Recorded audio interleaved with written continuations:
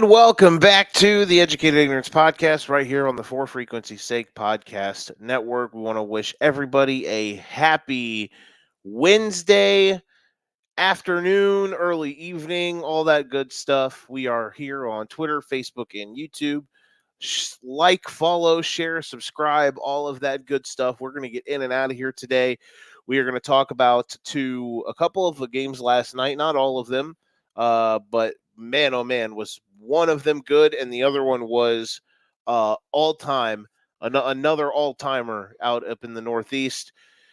And then on uh and then tonight we'll obviously preview the games coming up tonight. A couple big game fives. We have the Celtics trying to end Miami season, and then we will have of course big game five swing game between the Clippers and the Mavericks. So with all of that, housekeeping notes, be uh we will not be on tomorrow. We will be back Friday. Friday's show will be loaded. We will have probably at least 2 or 3 second round previews. I mean, depending on, what we get, we are guaranteed to have 2 game 6s on Friday. Cavs Magic, Clippers Mavs. We could have 3 game 6s if the Celtics decide to just screw around today, which let's all hope not. And of course, we will be recapping 2 game 6s from Thursday night, which will be Sixers, Knicks, and Bucks, Pacers. So reviewing Thursday's games, previewing Friday's games, and then of course we would have at least a round 2 preview for Wolves Nuggets. And depending on, how many game 7s we have, we could have potentially 2 game 7s on Saturday, and we are still potentially available for 2 game 7s on Sunday. But if not, we will potentially have some round 2 stuff. We'll see. It depends on what happens. We might only actually be able to dive into one round 2 matchup, but because of what is going on, unless really, because even still. So yeah, we really probably only get to one round 2 series, but that's okay. We're here. We're all going to enjoy life. We're going to dig through it together, and we're going to be good. So without further ado, let's get into today's action. Let's get into today's excitement. I want to remind everybody that all of our shows are brought to you by Beat the Book. Want a space where you can interact with pro bettors? Well, our friends over at Beat the Book is the app for you. Beat the Book is a social media betting app where you can follow your favorite cappers and even get all of their picks sent directly to your phone. Download Beat the Book today and follow us at the link in the comments. We are going to, I'll make sure I copy this bad boy, and we will put it in the comments. You can see it right now. Bam. There you go. It is in our Facebook comments. It is also in our YouTube comments. So that is our friends over at Beat the Book. So let's steal some Josh Paytoness and take a dip from the Chalice of Supremacy. Crack the knuckles, stretch a little bit, and let's dive in to last night. All right, first up on the docket, Philadelphia 76ers and the New York Knicks. I mean, what else needs to be said other than this series has been awesome? We all know what this has gone like. We all understand the historic premises, parameters, I guess you should say. But in this matchup and like what is at stake, both of these first round series in the 2-7 matchup have almost been like two seeds going at it. You could argue the Lakers probably less than a 2 seed, but at least in this one, because at the end of the day, the Knicks are a 50-win team that ended up with the 2 seed in the East, and they are awesome. But the Sixers were on a 65 for whatever win pace when Joel Embiid played. So they were clearly the second best team in the Western or in the Eastern Conference this year. Before Jonathan Kuminga did the Hulk Hogan leg drop on Joel Embiid's left knee back in January.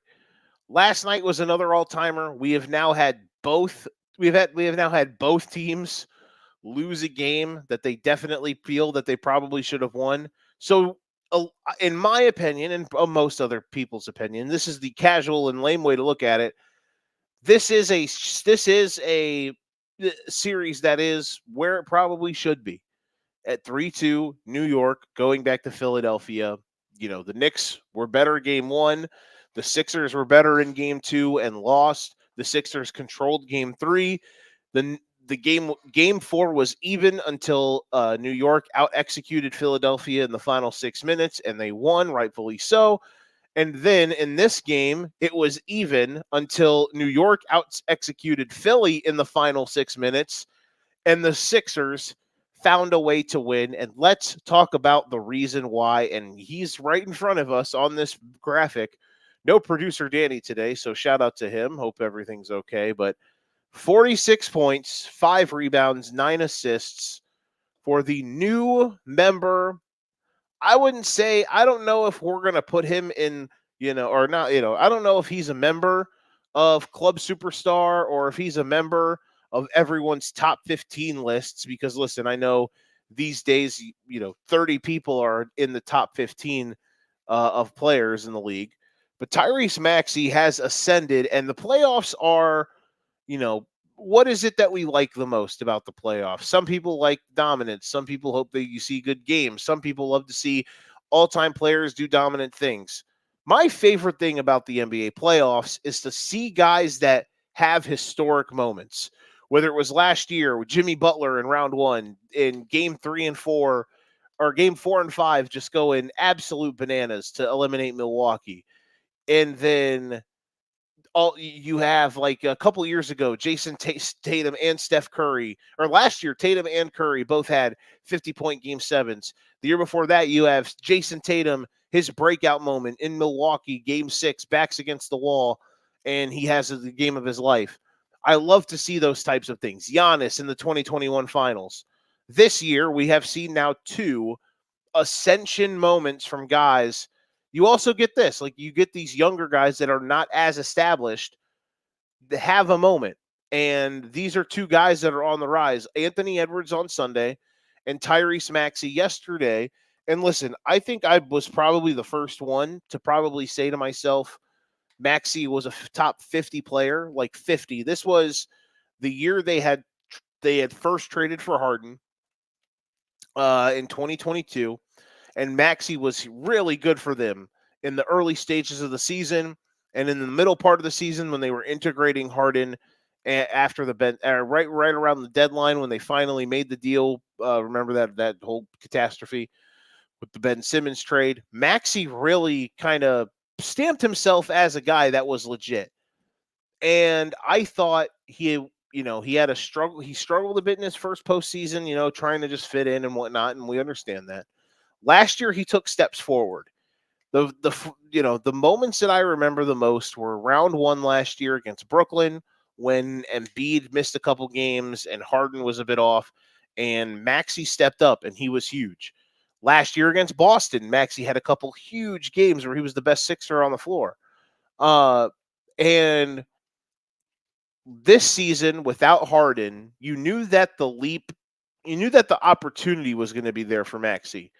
And you knew that the leap was going to come. The question was going to be, would it be efficient? How would he handle it? How often would we see greatness compared to a guy maybe just trying to, there's a difference between a guy being great and just being tasked with doing more. And I think what we have seen from Tyrese Maxey over the last week and a half, 2 weeks, is a guy that is ascending to greatness. We are seeing a player that still has some flaws, not like in a bad way. Would you like his decision making to be a little bit better at times? Yes. Sometimes for me, when he's running pick and roll, I think he's a slow decision maker. But what he's not slow at is attacking the basket. When he's downhill, he makes quick decisions. Like, for instance, last night, there's a play where Joel Embiid is backing down Mitchell Robinson, and another instance where Embiid loses the ball. Maxey picks it up at the top of the key, drives with his ass on fire right down the middle of the lane, and right in traffic dumps it off to Kelly Oubre, who lays it in and gives them the lead. I think that was in overtime, or no, late in the fourth quarter. Might have been in overtime. Maxey is able to make these plays, and of course, the main thing that he has that he brings to the table is the insane shot making, and it's just really cool to see guys like this take it to another level. And he's been the best player, you could argue, in the series from start to finish. Brunson was bad in games 1 and 2. Maxey's been the only guy in all 6 games, or all 5 games so far, that's really come alive. He had 33 in game 1. In game number 2, he had 35. In game 3, of course, Joel had 50. But Maxey, what did he have? He still poured in with 25 points on 9 of 21 shooting. In game 4, it's 97-92. He had a bit of a rough game, but he still finished with 23 points. And then, of course, last night, 46 points. And we had the anti-Reggie Miller in game 2 because of how quick it happened. And, it's funny. There was a foul that didn't get called and involved in anything, Knicks fans. I'm joking. But this was the true version of the Reggie Miller. It's 96-90 after a Deuce McBride jump shot, which, by the way, is that guy ever going to have like a bad game? What a player. McBride hits a jumper to make it 96-90 with about, 20 seconds to go. Or 30 seconds to go. You're up 6 with less than 30 seconds left. You probably feel good about yourself. I don't know. And this is in a stretch where the Knicks, over again, another situation of where in the last 6 minutes of these games, 5 minutes of these games, they just out execute Philadelphia. Now, Joel yesterday had by far his worst game of the series. The old quadruple double. He had 20 points, like 15 rebounds, 10 assists, and he also had 11 turnovers. Not a great game from our favorite tall man named Joel. Very bad, really, when you think about it. His sloppiness at times was not good, and making bad reads, bad passes. Mitchell Robinson, I thought, did a really good job. Good to see him healthy again after missing most of game 3 and all of game 4. Came back and I thought played really good defense in the second half and in that fourth quarter against Embiid. But down the stretch, you have OG Anunoby making a couple big plays. Brunson, of course, was the only guy who it felt like could actually make a jump shot for the Knicks. But all of that being said, you get down to it. McBride hits that little J, and then 28 seconds left, Sixers timeout. They advance the ball. They get it to Maxey on a little DHO. He hits a 3-pointer, and Mitchell Robinson wastes all of his good deeds and goodwill that he had by fouling Maxey on a 3 and makes it 96-94. Sixers wait. They foul after 10 seconds. They foul Josh Hart. Good foul. Josh Hart, who split a big pair of free throws in game 4, which led to Kyle Lowry missing a free throw intentionally, which drove me insane when there were 15 seconds left. I hope Kyle Lowry watched that yesterday and realized Tyrese Maxey didn't miss the second free throw on purpose, tried to give him the ball back, that free throw on purpose, realized over time. Hart splits the pair. It's a 3-point game, and the Knicks don't foul, which, listen, is what it is. People are always going to argue about fouling or not fouling until they're blue in the face. Me, as a fan, I hope they don't, because I want to see a guy try to launch one and try to tie the game. And Tyrese Maxey said, launching is overrated. How about I chuck one from the Jersey Turnpike? He shoots it. He takes 2 steps in from half court and launches a 34-footer. Embiid sets the ball screen literally right at the center court circle. And they're basically playing drop coverage from half court, which, I mean, why wouldn't you? And Maxey just turns the corner and just lifts and nails it. Tie game. And it was euphoric. I was standing, I was cleaning last night. Me and my girlfriend were cleaning up her kitchen after we made dinner. and I had the game on my phone, and Maxey hits the shot, and I almost fell to the floor. You're like, holy shit. He hits that? Like, that happened? There's seasons, like, at the end, like, it's not just the fact that, like, it was a huge shot. It's a crazy shot. He shot a near half quarter and tied the game. There's seasons on the line. If that shot doesn't go in, the Philadelphia discourse for the next 48 hours is all over the place. Is that Joel Embiid's last game as a Sixer? Another season with promise that just kind of dies off. Everything that you can imagine just rattled off. Bam, bam, bam. It's a nightmare situation, but Maxey saves the day. Now, in overtime, Jalen Brunson did everything he could to keep them alive. Brunson starts the overtime period with the first 5 points. I thought that the Knicks did, there's a couple things here with Brunson. I think an issue of their offense sometimes is that their offense turns into, we're just going to stand and watch Brunson go to work, which is fine. The problem, though, is when he gets downhill and inside of like 20 feet, there's not a whole lot of kicking the ball out and, kind of creating chaos. Once he gets the ball below the 3-point line, he's probably going to shoot it unless he gets like double teamed or triple teamed. And that's a thing I worry about. Because I was trying to sit here and think, like, man, their offense down the stretch, the entire overtime, I don't know if anyone else got a shot. Like, Brunson in OT was just saying, get out of my way. I'm going to try to do this. And listen, to his credit, he can do that. He's that good. But their offense works when they are moving around and you're getting the opportunities for guys to get shots off. And, I understand a lot of their offensive chaos kind of comes when they get offensive rebounds. So maybe that's just the secret sauce to it. I don't know. But in game 2, they probably should have lost mainly because they were obviously out executed by Philly down the stretch. But a lot of it had to do with the fact that their offense just kind of died and Brunson kind of froze everyone out in the fourth quarter for 9.5 to 10 minutes. Last night in overtime, it was the same, but I don't think it was at a detriment to the team because obviously they literally were about to win before Tyrese Maxey, turned Super Saiyan and his hair went and his hair got dyed blonde and his jersey was ripped off and, he was all puffed out and such. But listen, it's something that I'm going to just keep pinned as this series continues.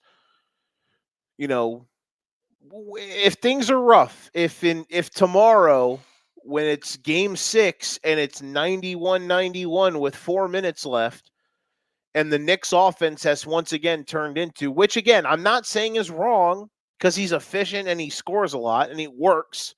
And in the last 2 games, he's carried this team because he's been incredible. But I'm just saying, like, all right, if this is the only thing they're getting, is that a worry? We'll see. Would like to see Josh Hart get his shot back. If you're a Knicks fan, you would have to imagine. Although, again, like this is the thing. I tried to think to myself, like, how do you get some of these guys activated? And OG yesterday on offense was awesome. Josh Hart yesterday had 18 points. He hasn't really been shooting threes, though. Obviously, the first 2 games, he was, he was shooting like Klay Thompson. So we have to kind of course correct there. But he was good on offense yesterday. DiVincenzo's maybe the one. DiVincenzo's gotten a little Section 80, 8-ish, I should say, Section 8-ish, where we're wondering, are you just done? He's kind of not been good in the last few games. I'm going to try to see if I can get a game log for DiVincenzo here. Obviously, he's got the shot of the series, really, which was game 1 or game 2, where he had 19 in game 2. But outside of that, it's 8 points in game 1, 5 points in game 3, 8 points in game 4, and 9 points yesterday. And listen, he has some timely moments, but, DiVincenzo has been the one that where, and listen, this team obviously misses Julius Randle. I think you have especially now, you're missing, you already have Randall out, and now Bogdanovich is done. Like if Maxey, or not if Maxey, excuse me, if DiVincenzo being bad, so they closed last night with McBride instead of DiVincenzo, which I thought was interesting, and I would have to agree with Tibbs that that's the right move because McBride has hit a bunch of huge shots, and you just don't, you're not getting enough action from DiVincenzo. Like, you're getting more looks and more quality stuff from Deuce McBride. I thought that was the correct move. The problem for the Knicks right now is you're basically playing 7 dudes, and how long is bless me how long is that sustainable? Is that, how far can we pull this tape? How long is this rope with how we're trying to navigate life here? And that's what I worry about for, with the Knicks. The Achua minutes have been bad. I mean, do you really even want to? I mean, if you probably say Alec Burks' name 3 times, and nobody wants that. Listen, they need Julius Randle is not coming back. Bogdanovich is not coming back. I understand, this is the unfortunate scenes with this, but we'll see if they can kind of get something better out of DiVincenzo in these next, at some point. I say this now, and he'll have 25 tomorrow. Like, that's just where we're at right now. Going back to overtime, I was gonna talk shit, by the way, about the to producer Danny, but he's not here. I was gonna mention to him. Remember when he absolutely loathed the OG Anunoby trade? I do. Fun times. Anunoby, they've only lost like 5 games, 6 games since he's come back, or since he's been on the roster. Just a note. Everyone go to Dan. Find Dan on social media and remind him that the OG Anunoby trade was bad. A big difference in overtime for the Sixers compared to what they got in regulation was Joel Embiid was actually playing well, and it wasn't on offense. Now, granted, he did have that kind of off-balance, one-footed runner, but he was insanely awesome on defense. He was the Knicks tried to navigate the drop coverage of Embiid with some in-and-out dribbles, and trying to just navigate some stuff. They were doing some sneak layups as well, but Embiid did a really good job of staying home, not being too aggressive. Now, granted, he did get hit with a flagrant foul that ended up pretty much resulting right in the Knicks tying the game. And if Brunson would have hit both free throws, it would have gave them the lead with about a minute and a half to go. I understand that, but I thought Embiid did a great job of just being a rim protection force, hounding in Brunson in the drop coverage in overtime. I thought he did a really good job. Okay. Also, if you look down the stretch, so yes, Brunson does get the flagrant foul. Brunson then comes back and they hits the 3 and ties the game. I thought the set that that New York or Philadelphia ran right after that no T, I thought was brilliant. They do a little brush instead of setting a flare. It's Batum up top, and Maxey's kind of just hanging out in the corner, and Embiid fakes like he's setting a flare and sets pretty much just a screen for Oubre to go right to the rim, on a back cut, and Batum kind of throws a terrible pass, but it gets there. He tries to he throws it like he's going to throw a lob, but the problem is the pass isn't tall enough for Oubre to go catch it and dunk it. So he has to wait for it to get there, and it could have turned into a travesty, but it got there. He did go up and lay it in and gave him the lead. And then Brunson, of course, had the turnover. Which that, not good. He faked the 3, pulled up and threw the ball away. Unfortunato, as some kids would say. Uh, and the series is even, and or not even, but we're going to 6. This series has who is the last one standing vibes. We are at that stage where, you know, both teams are about, like, if the Sixers win tomorrow, it's going to be you know, the proverbial sight of both teams answering the count of 9 in a last man standing match and just staring off while the crowd is going nuts. Do I expect the Sixers to win tomorrow? I wouldn't say I expect it, but I definitely, they're going to be betting favorites, as they should be. I do believe Embiid will have a better game tomorrow. Can the Sixers execute well enough down the stretch? Can the Knicks get more offense out of their non-Jalen players, even though I think what they got yesterday was enough? But again, man, it's just kind of another one of these wonky things where one guy or one small chain of events leads to some craziness, and that's how we get to Game 6. And listen, again, as we stated, you know, the Knicks were the better team in games 1 and 4, and the Sixers were the better team in Game 3. All of those games were won by the better team. The Sixers were the better team in Game 2, and the Knicks were the better team in Game 6. The wrong team won. You can argue we should be at 3-2 regardless. Let's roll the balls out tomorrow night and see what happens. Should be a blast. I mean, listen, this series has been let's be real. Unless you're a Knicks fan, or I guess I could say a Sixers fan, but you obviously needed them to win yesterday, or your brain probably wouldn't have existed anymore. Like, if you're just a bystander of watching the series, like, you're not wanting this to end yesterday. Not anyone in your right mind wanted that series to end. You want to just watch Bucks Pacers tomorrow? No. We're all going to be locked in 8 o'clock Central, 6 Pacific, 9 in the East, because that's going to be chaotic. But for Knicks Sixers, Game 6 in Philadelphia with the fate of the world at stake. Winner of the series very well is going to be a favorite to get to the conference finals, depending on a certain duo coming back in Milwaukee. More on that maybe later. I'm just saying that if it would have ended last night, we all would have been sad.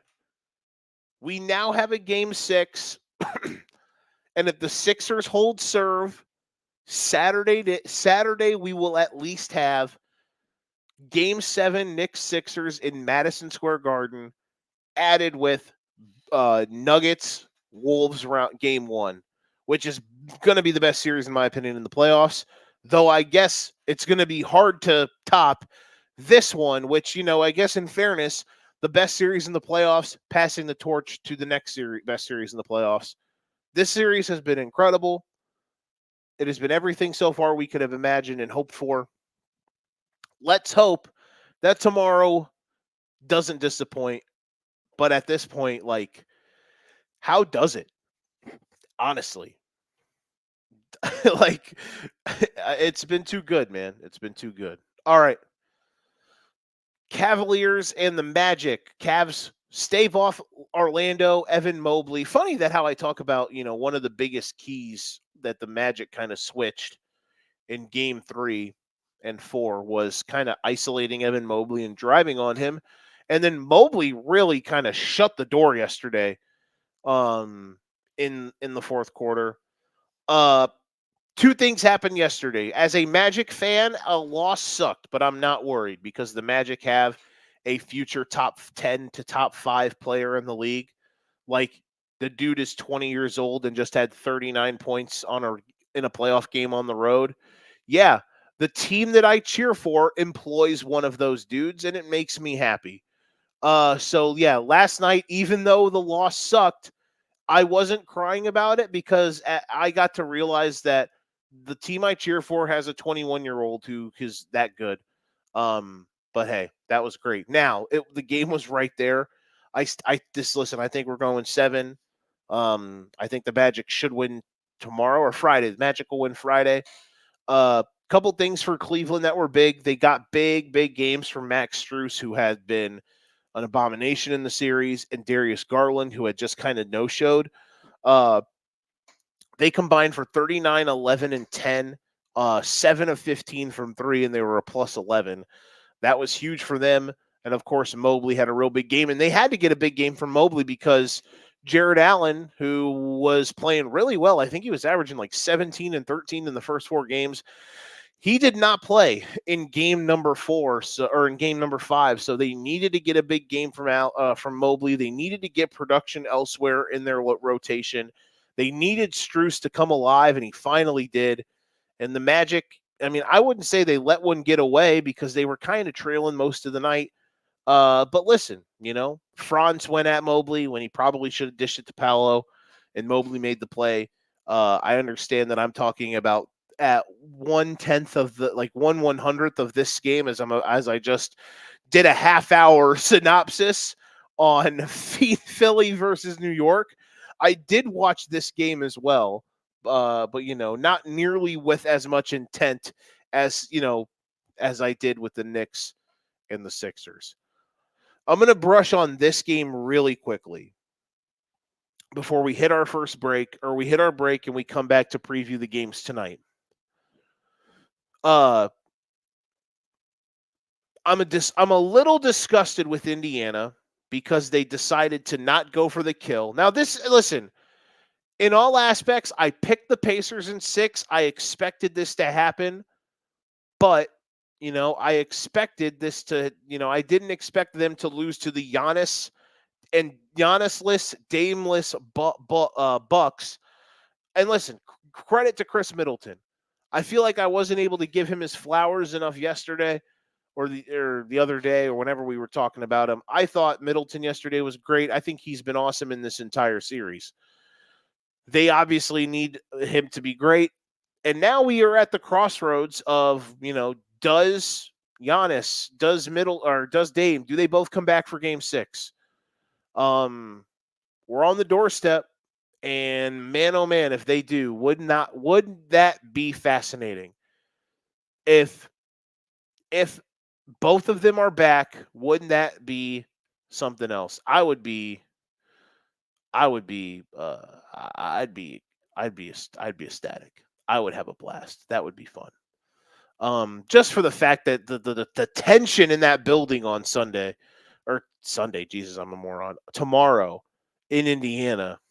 If they do win, or if they do have that, would be one hell of a, it'd be chaos. If Giannis and Dame are there and playing, which Doc Rivers is either trolling, teasing, I don't know what he's doing, but he's insinuating that they are going to play. Yeah, I'm here for it. Let's get weird. Okay. Okay.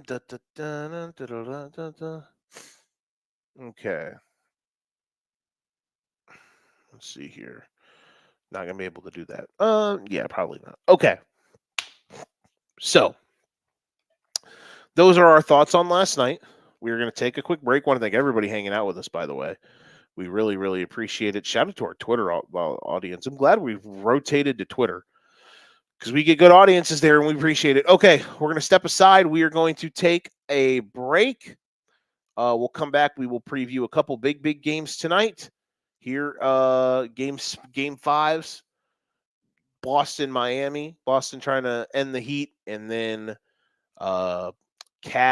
Clippers and Mavs. So we'll have both of those coming up next. Educated Ignorance Podcast on the For Frequency's Sake Podcast Network. Football season may be over, but For Frequency's Sake still has you covered for all your sporting needs. Tune in every Sunday when the best professional wrestling podcast around, Cards Subject to Change, gets you caught up on everything inside the ropes. They won't miss a count with weekly analysis and interviews. More into auto racing? We've got a double dose for you on the track. Tune in to Fast Money with Rod Villagomez each week and win some money with the quickest bets in all of sports. Want more insight from Pit Row? Check out the Green and white and checkered podcast where they give their insight on everything happening on and off the track. Need your basketball fix? Points in the Paint has you covered with live shows every other week looking at everything in the association. Backed by popular demand, we have the return of The Payoff Pitch, FFSQC's baseball show, covering you on news around the MLB. If you're missing football, don't fret. Mark and Dan still have you covered in the football lounge. Missing Joe Winkle? Probably not, but he's still here talking sports on Educated Ignorance.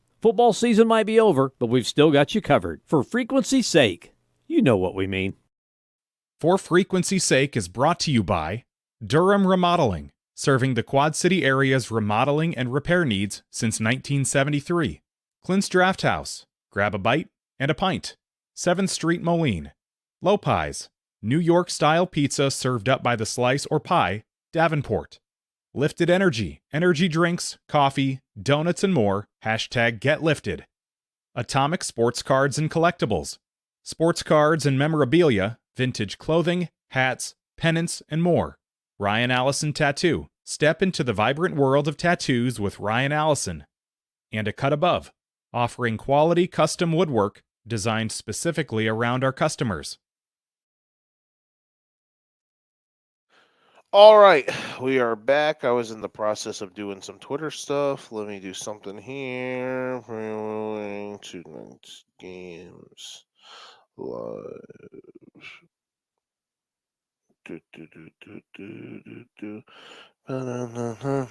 Okay. All right, sent that tweet out. All the good stuff. Okay. So let's do some there. Move that. Get rid of that. All right. Tonight's games, Mavericks, Clippers, which we'll talk about in a moment. Clippers. I sound like I'm, the Jeff Dunham, like the Ahmed. I got like phlegm. Clippers. All right. Danny's not here to do best bets, so I don't know what he's feeling for tonight. But I do know this. I hope the Celtics win by 100. Please get the Heat out of here. But also, I want my Magic to play on ESPN on Friday. That's where I'm at in life. Couple things that are noteworthy. The Porzingis injury, it's the same. I don't remember the exact terminology, but it is the same injury pretty much beat for beat, which is weird. Big week for that injury. Or big time for that injury. Because it's not like a cat. It's a certain strain. It has a name to it, and I don't remember what the name is. So bad on me, I guess. But regardless, Pritchard or Porzingis out probably for a couple weeks. In my opinion, just hold him out until the conference finals and then kind of let it ride from there. I think they can easily still get to the conference finals without him. Couple notes here. I think these are big games for Hauser and Pritchard. Pritchard in games without Porzingis this year has been really good. 11 points, 3.5 rebounds, 4 assists. So I expect Pritchard to be kind of buzzing all over the place today. Pritchard with some good moments as well. 10, just under 11 a game. 4 rebounds and 1.5 assists. Those are both significant increases, and they are 21-4 without Porzingis this season. So they're great without Porzingis. They're insanely elite with him. He is obviously kind of he's their cheat code because of all the things that he can unlock. But because of the level that Pritchard and Hauser have played at this season, amongst, others, they have the ability to kind of continue to ascend and play really at a really high level without him. Horford probably going to get some more minutes. Drew Holiday, I expect him to just kind of be a bit more assertive, maybe, which you always like to see. We'll see how Boston handles tonight. My biggest thing again here for Boston, and I've liked what they've done and how they've handled themselves after that that colossal game 2 disgrace. Just don't fool around. Don't play extra games that you don't have to play. Get rid of this. Don't put extra wear and tear on yourself. Don't give yourself another 48-minute roulette wheel of potentially having someone get hurt when you're the much better team. In any other series, if it's another first-round series, look, both of these series, like most of these series have been so good. Like, yeah, if a team wins a game, like there's not going to be a team as overmatched right now as Miami compared to Boston. So for Boston, it's like there's like, do not let up. Last year, and I understand Trae Young had his moment last year in Game 5 in Boston, kind of to keep that series alive. He went nuts. But last year, like the same thing. Boston's up 3-1 at home against Atlanta. They're up late, and then Trae Young, they kind of let off the gas a bit, and Trae Young goes nuts, and the Hawks end up winning. Don't allow that to happen tonight. Don't allow, have aggression that you had in Game 3 and 4. Don't allow Hero to get comfortable. Don't let Bam get going. Don't let these guys have their opportunities. I think those are the biggest things in this game for Boston. Just do not give the Heat a chance. And they're not going to fold, but you're going to be able to get them out of there pretty quickly. All right, the biggest game tonight, of course, Dallas versus LA. In LA in the old crypt. Harden in the first round has been impressive. 26 points a game, 4 rebounds, 7 assists. They've been obviously insanely more efficient. They've been insanely better on the offensive end when Kawhi's not been playing. And that's obviously, listen, Kawhi has a bad knee. He has been slowed down. They just don't have the zip when he's out there. In these 2 games without him, the ball moves. Everybody gets going. And obviously Harden has been really good. The question is Harden due for a bad game? And I guess me being someone who has kind of cheered for James Harden playoff teams like the Houston Rockets over the Golden State Warriors and the Houston Rockets over the Golden State Warriors or the Houston Rockets over the Los Angeles Lakers at the time, it would have been cool. I picked them at the time to go to the finals on a limb, and they ended up losing, and the bubble doesn't matter. Or the Philadelphia Sixers over the Miami Heat or the Philadelphia 76ers over the Boston Celtics. Listen, I have a lot of bad James Harden playoff experiences, okay? So I'm due for him to have a bad one, a stinky one, as some would say. But I am here. I'm a fair man. I'm not the mayor of fair. That job is for Kevin Wildes. He does a good job at it. I'm like the vice. I'm not even like the vice. I'm not even, I guess vice president is higher than mayor. I'm like your city alderman of fair, So as the alderman of fair, I think Harden's been awesome. Like, it's not even just that he's been good. Like, he's been awesome. The way he closed, they were on the verge of having like one of the Mount Rushmore level losses in NBA history on Sunday. And Harden down the stretch, when Paul George like turned back into way off P instead of playoff P, Harden just said, I'm going to grab the rope and I'm going to pull our dead asses across the finish line. And he did that. So big ups to him. So we'll see if he can keep it rolling. Luka came out pretty much today and said that he has a sprained knee. So that's not good. If I am the Thunder, I am sitting at home thinking, please play 7 games. Just beat the shit out of each other. The question is on for Dallas is, can Luka be more efficient? 7% of the possessions ending with Luka ended in turnovers in Game 4. It has not been good. Game 4 was not a good Luka game. Can he be better tonight? We will see. Another thing too, play Derek Lively, Jason Kidd, for the love of God. Just play him more. He's really good. Just play Derek Lively more minutes. Stop with this Maxi Kleba shit. Stop with this nonsense of stop with this nonsense of, I mean, Gafford is okay, but like, to stop the non-Lively minutes. The dude's good. You're like plus $1 billion when he plays, and you're minus $1.5 billion when he doesn't play. So just do the math. Like, listen, I'm not saying I'd be a good coach, but I'd know who to play, I guess. I wish I could just be down there and be like, hey, man, this dude here, we're better when he's on the floor. We should play him more than that guy who we're not as good with when he's on the floor. Just me. It's just me. I'm one man with an opinion. Doesn't mean much. Means a lot to some people, but it doesn't mean much. That's just how I feel. And, here we are. All right. So that'll do it for today. I want to thank everybody who hung out with us. Twitter, the artist formerly known as Twitter, doing work today. As always, we appreciate the people hanging out with us on all of our platforms. Like this video, please share it.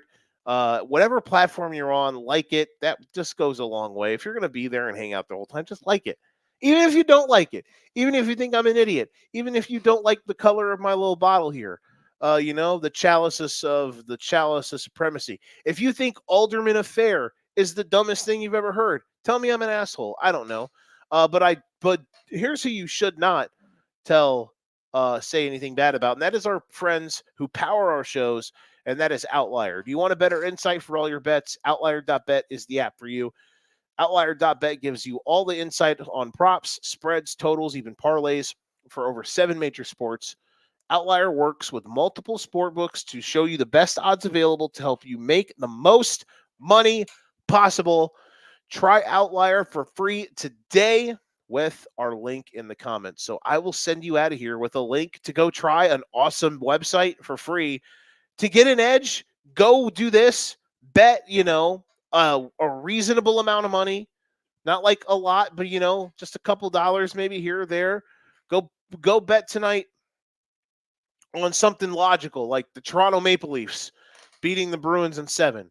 That's a logical bet, right? I mean, who would not want to make that bet? I mean, like who wouldn't want to make that bet? Or, make a bet like the Wolves beating the Nuggets in 6. That's a logical bet that you want to use your money on. I'm obviously being facetious here. Please do not take what I just said the last 2 minutes seriously. Other than, go check our friends at Outlier out. Go check out our friends at Beat the Book. Go check out all of our podcasts that we have going on. The Green White Checker did like their own version of the Green White Checker podcast, our motorsports podcast. They did like their own version of a draft like a week ago, which was awesome.